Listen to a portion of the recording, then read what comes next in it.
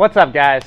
So I actually got just done with some force plate testing on some videos for EduU, and there's an exercise that we were testing, pretty cool little movement, and I wanted to share it with you. It's a rocker box squat kind of thing. The idea of it is with a really light weight. This is not the ideal setup either. Ideally, you have a really solid box, not some makeshift one like we have here. And we're going to be doing a movement in a rocker fashion, so we're lifting our feet up slightly off the ground, but still like a box squat. Let me just demonstrate it. This sounds kind of confusing. I'm a little bit out of breath because I've just been doing a whole bunch of demo exercises in a previous video, but let's try it out, check it out. Watch my feet as I do this, and I'm not saying this is an advanced movement, okay? This is not for someone who's just trying to lift for the first time, do a movement for the first time. This is an advanced movement. As always, make sure you're safe and comfortable when doing any kind of exercise or movement and whatnot, and work into it. But the idea of this is to more think about the neurodynamics than actually the movement itself, because this concept can be applied to many different movements, regardless of a squat or not a squat. And it's the idea that we are manipulating the amount of force at the starting position. So let's just do the movement, and I'll talk you through it as I do it. So here it is. It's like a box squat like we've done before. You might sit down. Now, typically a box squat, you might rock back a hair, or you stay tight right here, and you stand up nice and tall. Great. But now what we're going to do, we're going to manipulate our starting tension. Now, this is a pretty light weight for me. So what we're going to do here, I'm actually going to lift my feet off the ground. So you'll see right here, I come down, up, nice and tall. Up, nice and tall. So what's happening is I now have to produce force the minute I hit the ground. It's all at once, a rapid initiation. And for a moment, when my feet are off the ground, there's actually no force being produced. So it's kind of like a rocker jump, you might see this done, or a rocker squat, up, trying to rapidly produce force on that initial phase. Now, that same concept can be done a whole bunch of different ways. So don't think it has to be done with a back squat. I was just doing it with a back squat because it was sitting right there for me.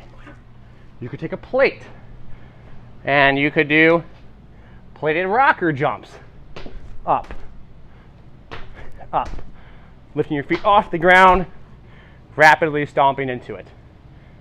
If you have someone who wants to do a seated, single foot rocker step, up, up, you can do that. The idea isn't necessarily the movement. Oh, am I going to do a back squat, or am I going to use a plate? It's the idea of manipulating our starting tension. So in this case, we're looking at our feet off the ground. I know there's no force being produced into the ground. So I'm literally going from 0 to 100. From 0 to 100. Right? I am no force, all force. Same concept can be applied like a push-up, a hand release push-up.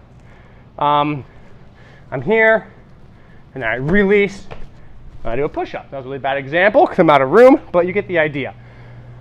The point is removing tension, applying tension, probably done with a light load.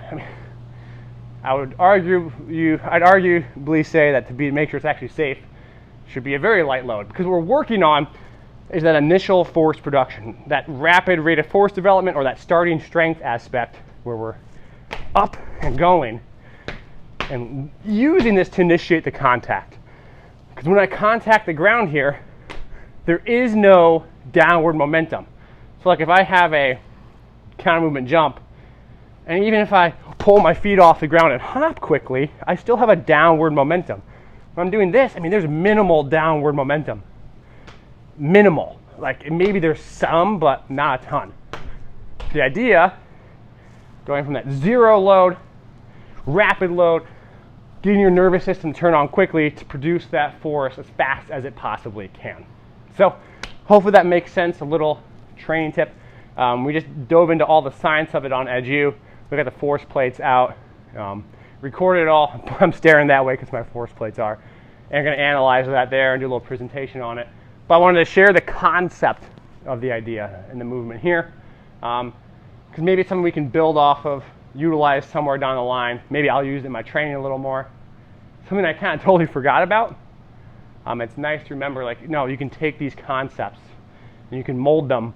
So maybe I don't want to do a back squat version because I'm already doing pin back squats or something, but maybe I want to do a rocker jump with the plate or something of that nature. So we want to find out and understand how we can use basic like physics, right? Understand the tension, the momentum, the momentum and the force being applied. Because if we can manipulate how our body has to produce the physics of movement, that means we're manipulating how the nervous system is turned on the muscles.